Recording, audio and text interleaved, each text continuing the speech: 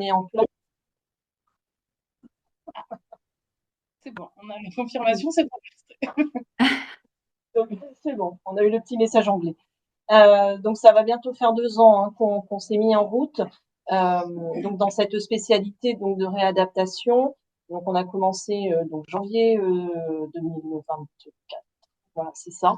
Donc on était au départ effectivement donc dans cette réadaptation au départ sur une zone géographique principalement sur le nord, qui après a complètement évolué et effectivement notre zone géographique s'est agrandie au niveau du Grand Angoulême. Euh, donc on verra un petit peu après dans le PowerPoint.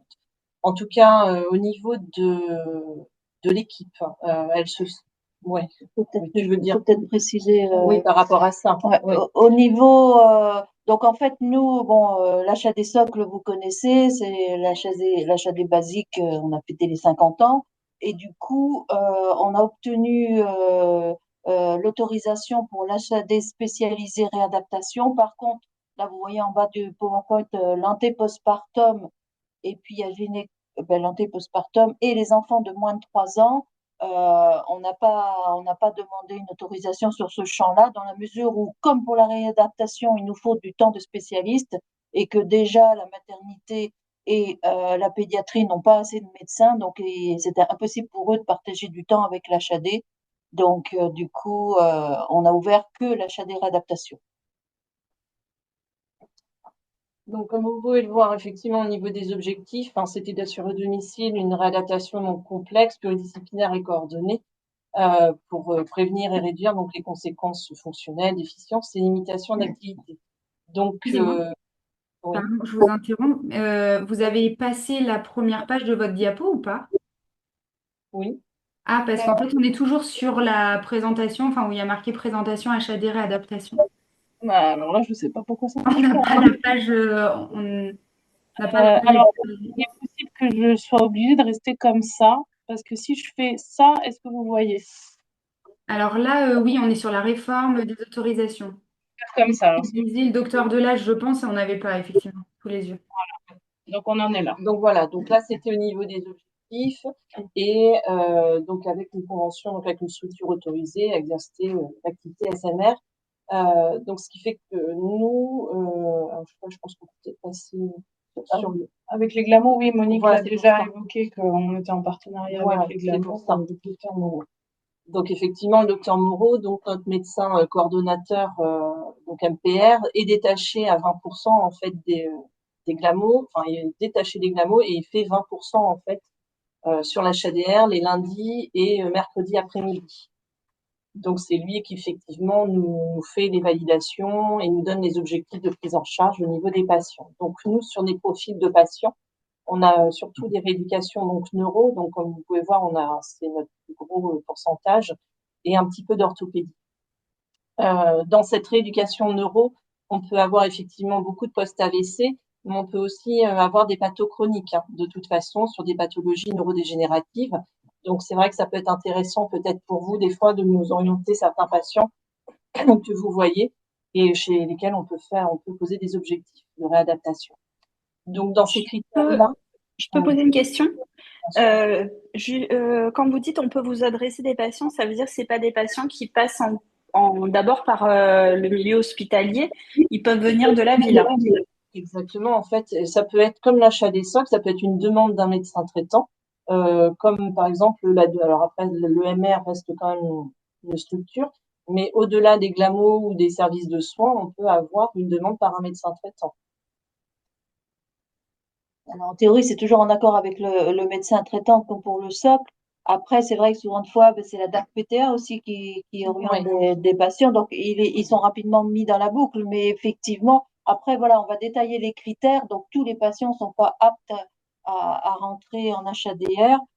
Je précise par rapport à ce que Corinne disait, donc les pathologies neurodégénératives, ben, c'est vrai qu'on peut avoir par exemple une sclérose en plaques qui fait une poussée, puis qui a besoin un petit peu de reconditionnement après. Et ça permet ben, soit de l'aider à récupérer un petit peu et de la pousser plus loin, soit de maintenir ses possibilités.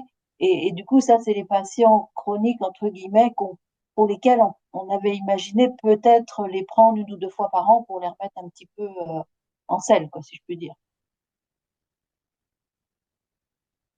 C'est bon pour vous?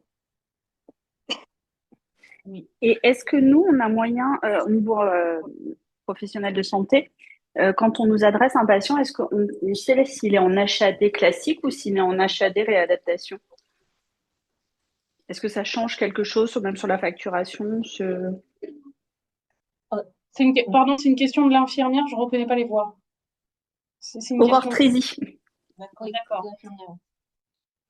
Ben, c'est la même chose pour le SOC, pour les infirmières, c'est la même chose. Vos actes sont Soit il y a la tablette pareil et c'est la même chose, Mobisoin. l'organisation, effectivement, va être la même, c'est-à-dire que vos soins vont être répertoriés. Donc, le plan de soins, il va être établi. Et ensuite, vous allez valider vos actes et ce sera les mêmes cotations que de toute façon sur une HAD socle. Il y a uniquement au niveau de l'HADR pour les kinés, il y a comment, Convention. au niveau de la convention, voilà, entre l'HADR et l'HAD socle, bon, c'est à peu près semblable. On demande juste des séances un peu plus longues en temps.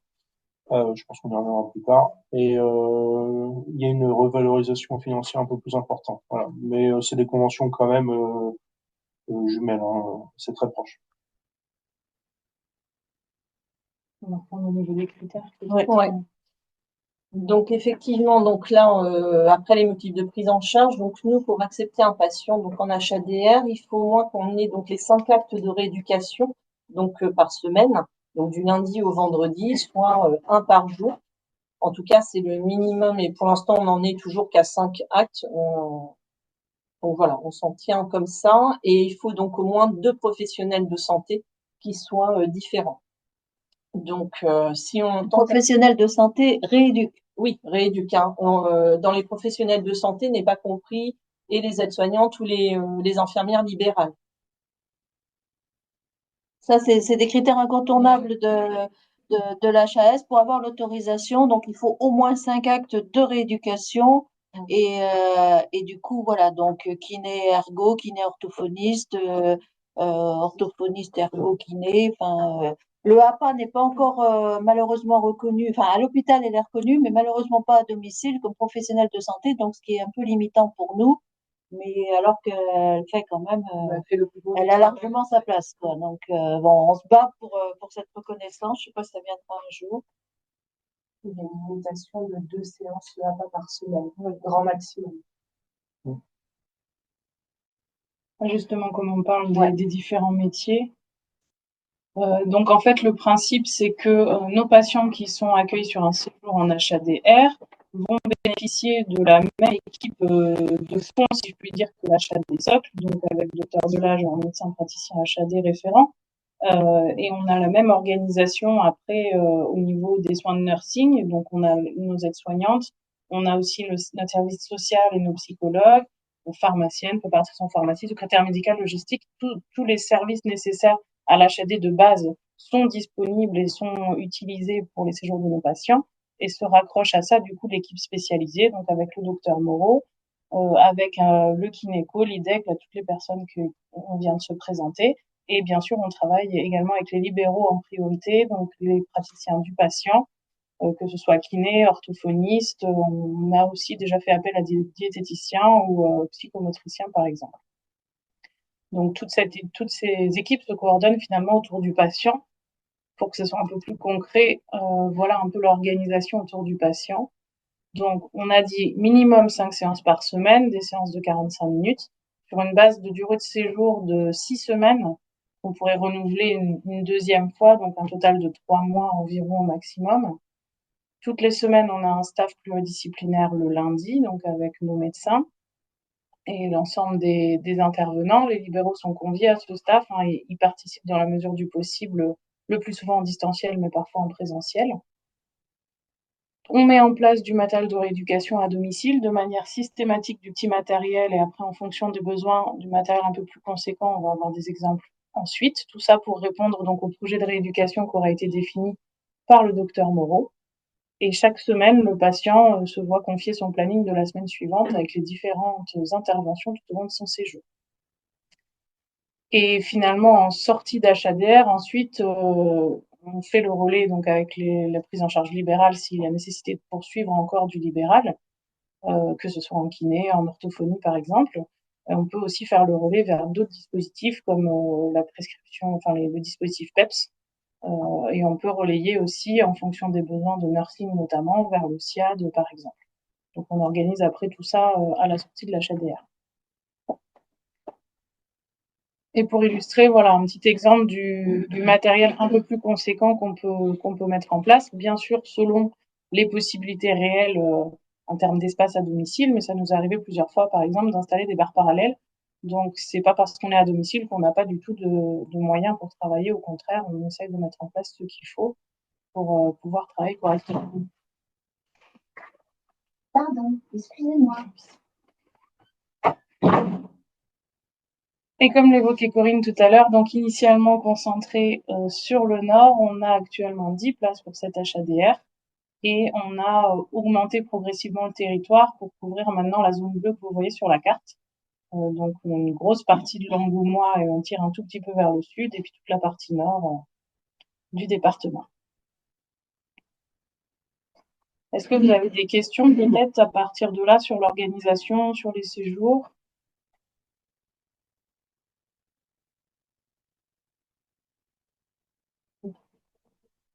Actuellement, vous avez 10 places, donc ça implique que si un patient souhaite intégrer l'HADR, il faut qu'il y en ait un qui sorte du... Oui, techniquement, nos autorisations, elles sont sur 10 places aujourd'hui. Donc, on a entre guillemets des roulements parce que souvent, on a plusieurs entrées consécutives et selon les durées de séjour, on va avoir parfois plusieurs sorties en même temps. Donc, on essaie de coordonner au mieux. Et il peut y avoir certaines situations où on peut vraiment programmer la date de début parce que c'est pas une sortie rapide d'un service hospitalier, par exemple. Soit ça peut être une intervention chirurgicale programmée, donc on peut l'anticiper, soit c'est une situation à domicile particulière où on va pouvoir positionner un petit peu notre démarrage en fonction des possibilités qu'on a. Oui, et puis il y a des séjours qui peuvent durer 3 à 4 semaines. Oui, on peut avoir des séjours courts, oui. On a des C'est pas personnes. forcément 6 semaines, c'est-à-dire que c'est vraiment en fonction du patient et de ses besoins. Oui. Notre séjour le plus court, ça a dû être à peu près 3 semaines, et le plus long a exceptionnellement débordé même des 12 semaines maximum, parce qu'il y avait nécessité de mettre en place tout un tas de choses sur le plan social notamment, et qu'il y avait besoin que des choses se décantent pour pouvoir acter la sortie. Cette situation, justement, c'était ce que j'allais dire. Cette situation, justement, c'est la patiente d'EHPAD.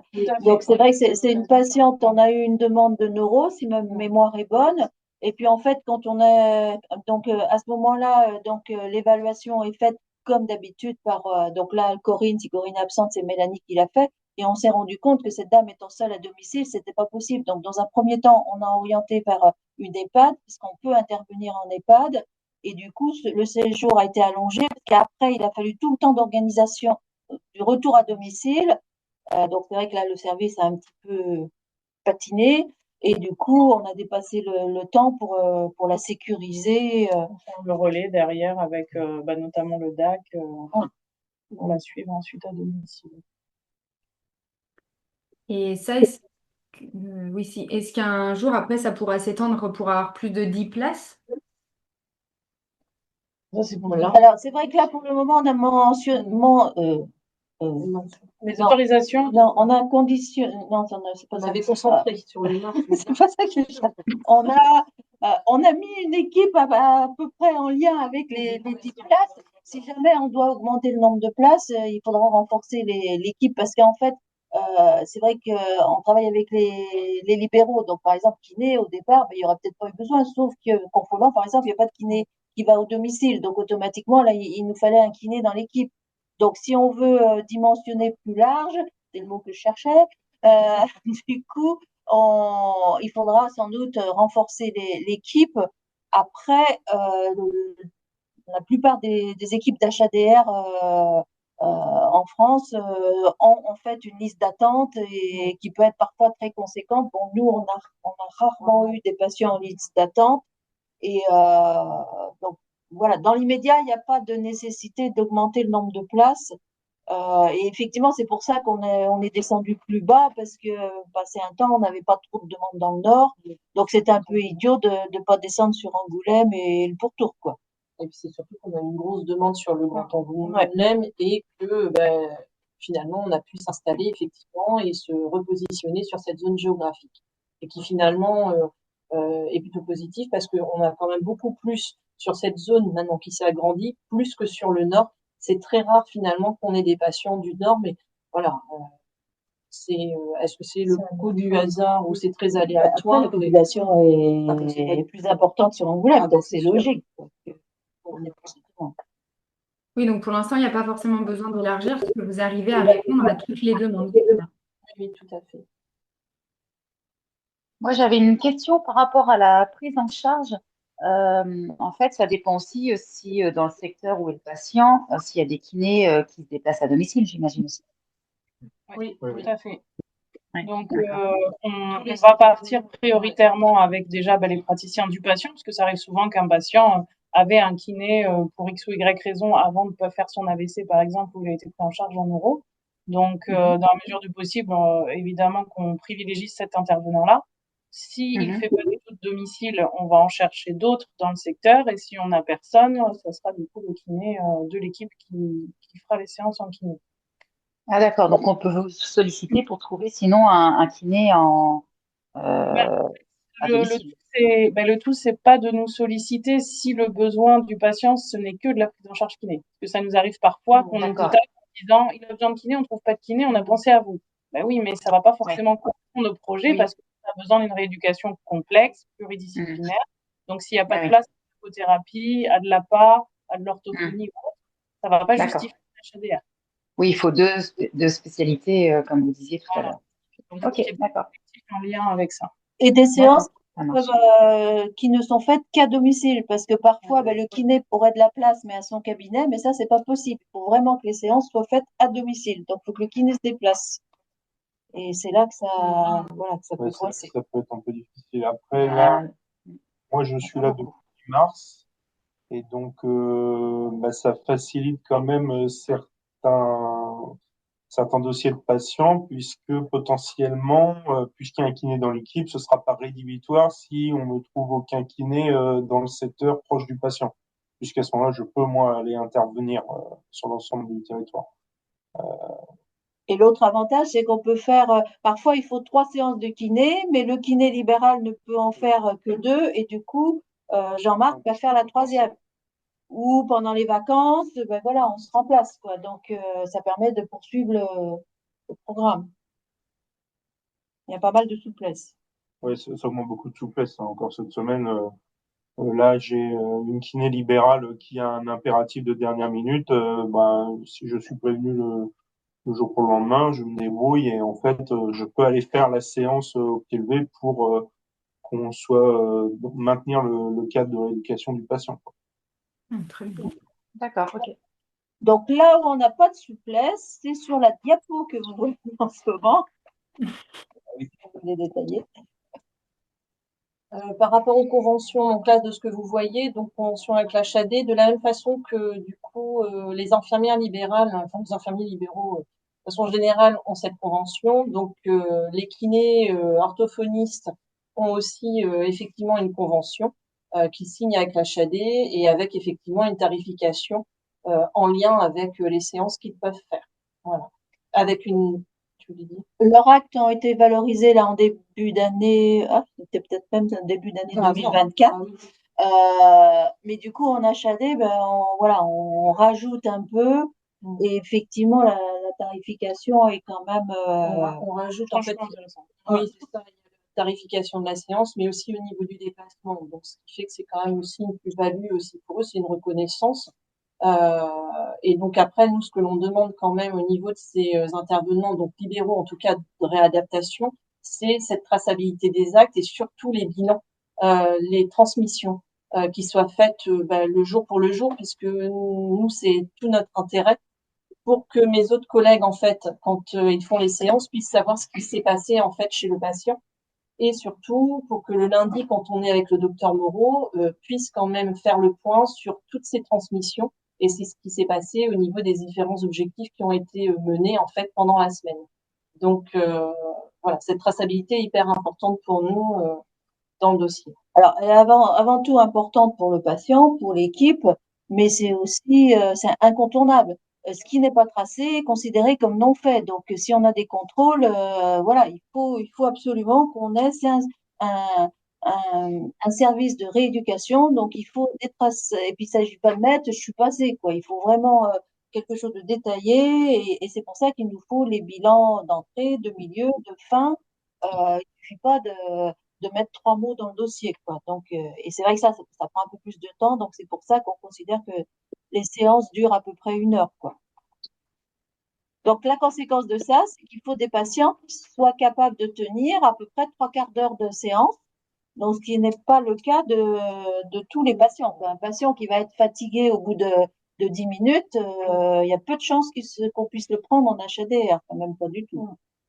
Et au-delà qu'ils tiennent, on a surtout aussi besoin du volontariat des patients. C'est-à-dire qu'un patient qui est pas du tout volontaire dans les séances, c'est une HADR qui est qui va être négative, quoi, qui est vouée à l'échec. Donc tant que nos patients effectivement sont volontaires et voilà, participent aux séances, mais aussi participent, font des exercices en dehors en fait des passages des intervenants, puisqu'effectivement mes collègues préparent en fait tout ce qui est au niveau de comment dire. Alors il y a les programmes d'exercice au-delà des programmes de je sais pas les carnets de préconisation qu'il y aura à la fin. En tout cas, les carnets d'exercices qui sont faits pendant cette prise en charge d'HADR sont nécessaires et on voit effectivement le volontariat de chaque personne. Donc c'est ça qui est intéressant parce que ça veut dire qu'ils continuent le travail en dehors des séances, les week-ends. Euh, voilà, donc ça c'est hyper intéressant et ça mène à des choses très positives.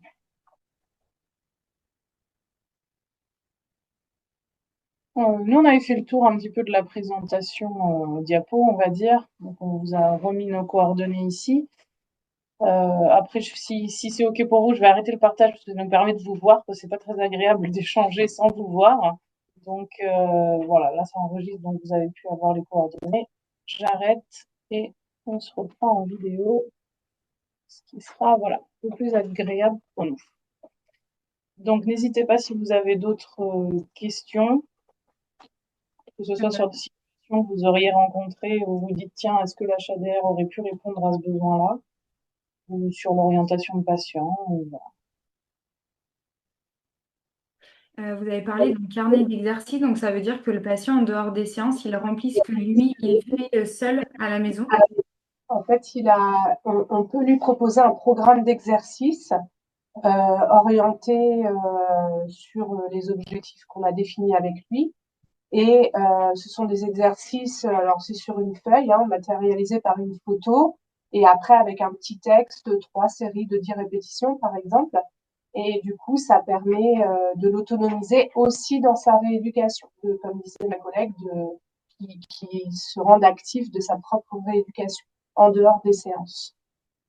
Et après, effectivement, il y a aussi un deuxième outil qui est pour le coup plutôt un carnet de bord où le patient va noter jour après jour. On ne le met pas auprès de tous les patients, mais quand il y a un intérêt, noter les différentes activités qu'il fait. Je suis allée marcher dehors, j'ai fait la cuisine, etc. pour juger un peu de son niveau d'activité au quotidien, en plus des séances et au-delà d'un programme qu'on aurait pu lui donner. Et nous, ça nous permet vraiment d'affiner en fait nos programmes et nos séances et de répondre finalement à son quotidien, quoi, à ses activités quotidiennes. D'accord.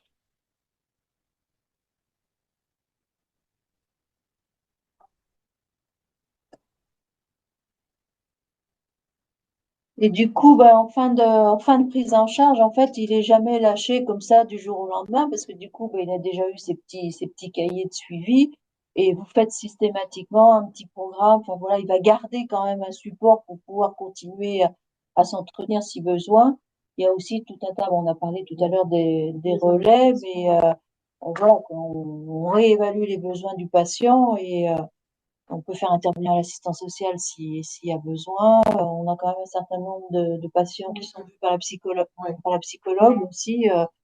voilà, c'est surtout les AVC. Bon, c'est vrai que parfois, ben, on va pas récupérer à 100% tout le monde, donc il y a besoin d'un soutien quand même fréquemment. Je rebondis quand on arrive sur cette fin effectivement d'HAD et réadaptation, le relais, c'est aussi de pouvoir continuer avec un kiné, le kiné libéral qui s'en est occupé, euh, et de pouvoir continuer effectivement. Alors, ben, soit en cabinet s'il est en capacité effectivement de pouvoir se déplacer ou que quelqu'un puisse le déplacer au cabinet, soit effectivement d'intervenir au domicile, enfin de continuer en tout cas d'intervenir au domicile. Et pareil, si les infirmières effectivement étaient dans la boucle, voilà, de continuer par rapport au traitement, de pouvoir intervenir dans la prise en charge du patient. Donc, généralement, on essaye quand on le voit en réunion avec le docteur Moreau, on essaye de les prévenir 1 semaine, 2 semaines à l'avance. Et il peut y avoir un relais SIAD en fonction effectivement de la lourdeur de prise en charge quand il y a une aide à la toilette. On fait le relais avec notre SIAD mutualiste pour que après le patient puisse continuer effectivement à bénéficier de ces aides. Après, il y a la conduite aussi sur Oui. l'AVC. Alors effectivement, il y a sur les postes AVC, on a souvent eu des patients qui avant conduisaient.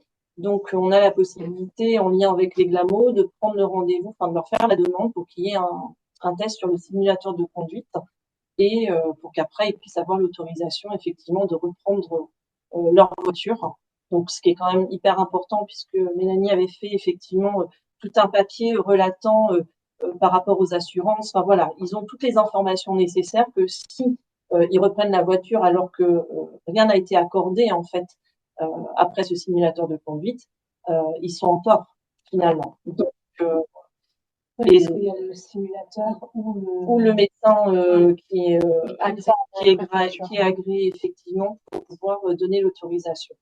En fonction du profil des postes AVC, il y en a qui sont très légers où effectivement notre prise en charge va durer à peu près 1 mois. On voit un petit peu près les profils. Et effectivement, là, ce sera un médecin agréé. Et puis sur des patients où c'est beaucoup plus lourd, on sent que même cognitivement, pas non plus que sur un déficit moteur, hein, bien sûr, mais aussi cognitivement, on sent qu'il peut y avoir des troubles de l'attention dans la conduite. Et effectivement, ce simulateur est très important. Voilà. Donc on a toujours ce lien. En fait, on les lâche pas, comme disait Monique. Ça se coupe pas, voilà, de but en blanc. Et vraiment, il y a ce relais. On essaye de le faire de façon assez douce. Parce qu'ils s'habituent quand même beaucoup aussi à nous, faut se dire, parce que il semble qu'il y a quand même cette espèce de sécurité. Et puis je dois vous dire qu'il y a quand même une relation de confiance qui est faite avec mes collègues parce qu'ils y passent tous les jours. Donc c'est vrai que quand on commence à leur parler qu'il y aura une fin, bon, c'est quand même bien d'avoir le kiné qui poursuive en tout cas, et parce qu'il y a des objectifs qui doivent continuer, mais de façon beaucoup plus légère, d'où la nécessité effectivement de ce relais-là. Et après, au niveau des professionnels de santé, est-ce que vous arrivez à en avoir pas mal qui conventionnent avec l'HAD là-dessus ou c'est compliqué? Vous voulez dire au niveau des kinés principalement peut-être parce que Les libéraux. Après, vous avez dit les orthophonistes aussi. Alors les kinés, après en fonction des zones qui sont un peu désertiques, on va dire, et puis des kinés qui ne peuvent pas intervenir au domicile. Donc là effectivement c'est un peu compliqué, ça, on va pas se cacher. Après je trouve qu'on a quand même, su établir, je trouve qu'on a quand même beaucoup de conventions de signées et on a quand même un roulement qui s'est fait. Enfin moi je trouve que c'est plutôt positif. Après, les orthophonies, ça reste compliqué parce que c'est très, très compliqué, encore plus compliqué pour les kinés de se déplacer au domicile. Donc là, on a très peu de conventions, effectivement, au niveau. Ouais. On a surtout deux. Après, on a eu des situations où on avait besoin uniquement d'un bilan, mais qu'on se doutait que derrière, il n'y aurait pas forcément une nécessité de rééducation, mais qu'il fallait faire un point et avoir des préconisations.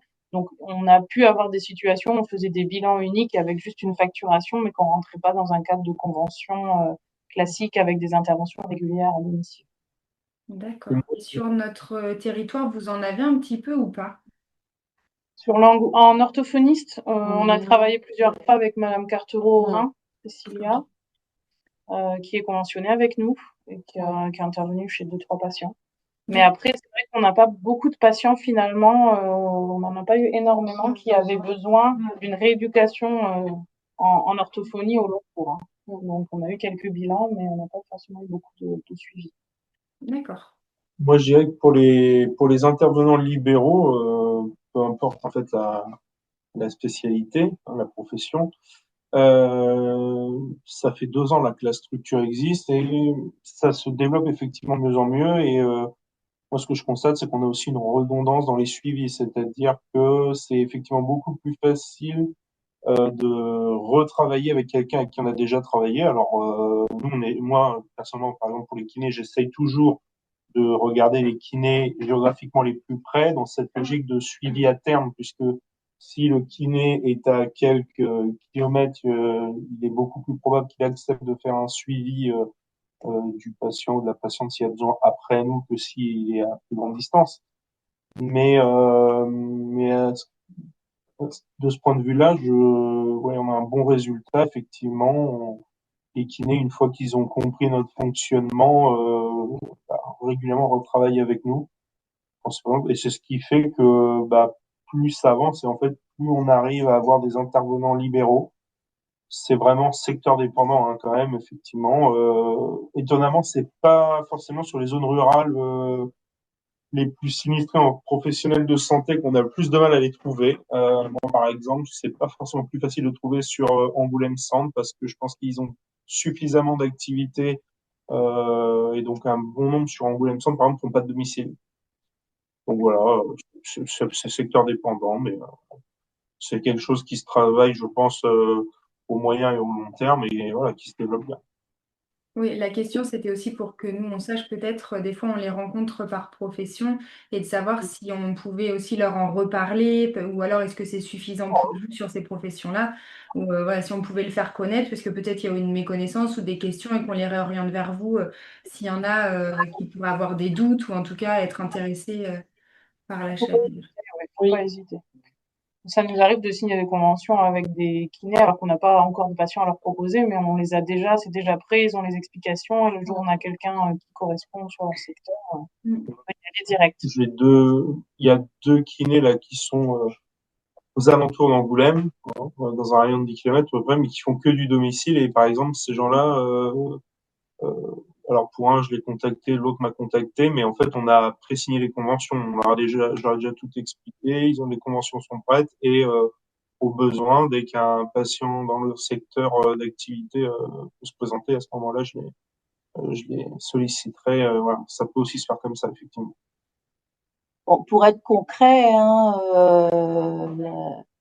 leur intervention est valorisée et du coup, une séance, déplacement compris, c'est 60 euros.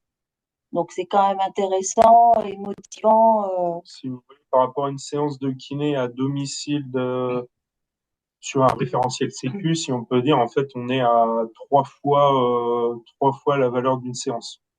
Puisque à domicile, en gros, on est de l'ordre de 21 euros une séance de kiné. Alors après, Sachant qu'il reste pas 1 heure. Voilà. ouais, Il reste pas 1 heure, il reste un quart d'heure souvent. et c'est en fonction des kilomètres et tout ça, mais l'ordre d'idée, c'est quand même ça, quoi. Mm, mm. Donc ça a été aussi, c'est pour ça que la somme paraît importante, mais parce qu'on sait qu'on demande plus de temps, qu'on demande aussi toutes ces transmissions écrites. Donc tout ça, voilà, ça reste en travail, donc effectivement, ça a été pris en compte, quoi.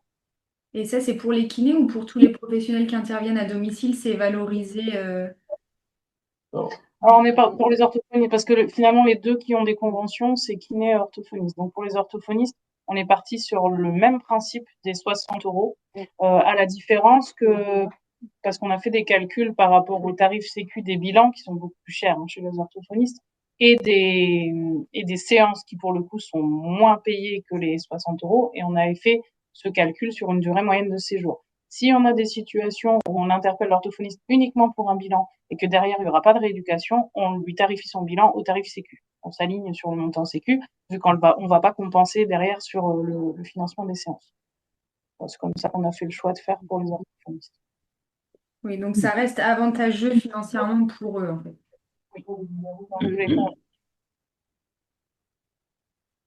Moi, j'ai une petite question sur la logistique, notamment le matériel des kinés que vous avez présenté au début, le couloir de marche, etc. Comment ça se met en place du coup pour les libéraux qui sont conventionnés? Est-ce que c'est du prêt de matériel de votre part? Alors, en fait, du coup, on a, nous, à l'ouverture du service et en continu en fonction des besoins, on a notre prestataire de matériel qui fonctionne avec l'HAD, qui est Pharmassistance. Donc, nous, à l'ouverture, on leur a fait acheter du matériel à eux qui nous est dédié. Donc, ils ont un stock chez eux pour être mis en location chez nos patients. Donc, c'est nous, après, qui, en fonction des besoins de ce qu'on voit à domicile ou de ce qu'éventuellement nous demandent les libéraux, on fait la commande d'un vélo d'appartement, d'un pédalier, de barres parallèles, etc., en fonction des besoins. Et c'est livré, du coup, c'est géré par notre prestataire. Et après, systématiquement, pour tous les patients, le jour de l'entrée, on amène aussi un sac de plus petit matériel. Donc, ça tient dans un sac de course. Vous avez ballon, élastique, des poids, un carré d'équilibre, etc., qui est, lui, chez tout le monde. Comme ça permet de toute façon d'avoir un minimum de matériel pour des exercices classiques de renforcement musculaire, par exemple. Ok, merci.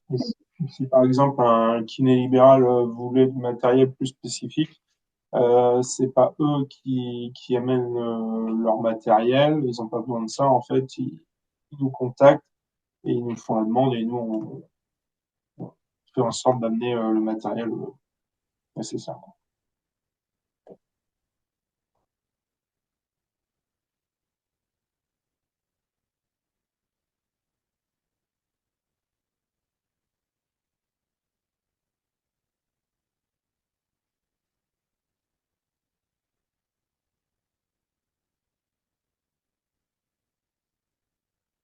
Et du coup, juste pour revenir sur les professionnels qui interviennent à domicile, parce qu'il en faut deux différents. Il y a les kinés, orthophonistes, et ensuite c'est quoi? Ergothérapeute et APA, c'est ça? C'est ça. Et ergothérapeute et APA, c'est le même fonctionnement. Ah non, c'est pas le même fonctionnement que les kinés et les orthophonistes. Ça sera nous en interne. Ça sera nous en salarié. C'est On vous apprend en interne? Oui, c'est ça. C'est en interne. Du coup, Elodie en APA et moi en ergo. Ok, d'accord.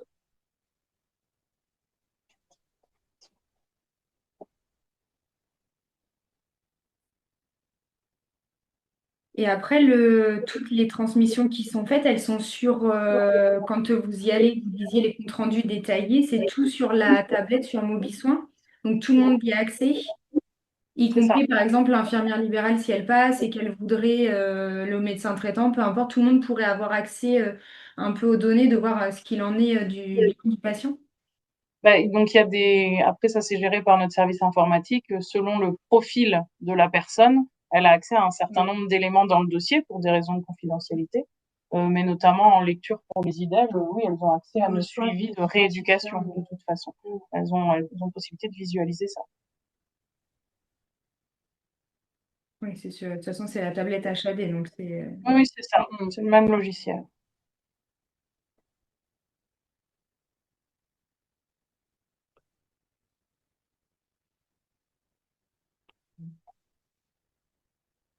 Est-ce qu'il y a des questions de la part des professionnels de santé? Non, on a fait le tour, à mon avis.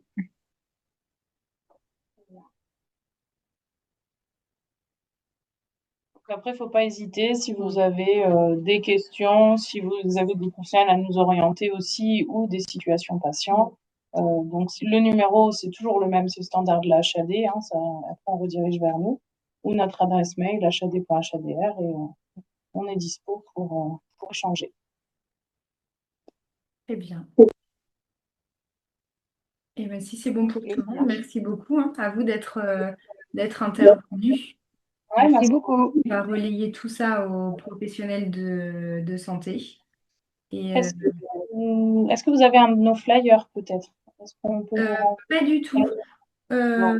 Je crois pas. Non, ça me On va parle. vous renvoyer du coup un flyer de l'HADR par mail, par retour de mail. Ah, bah très bien. Alors, je vais couper le. On vous l'envoie.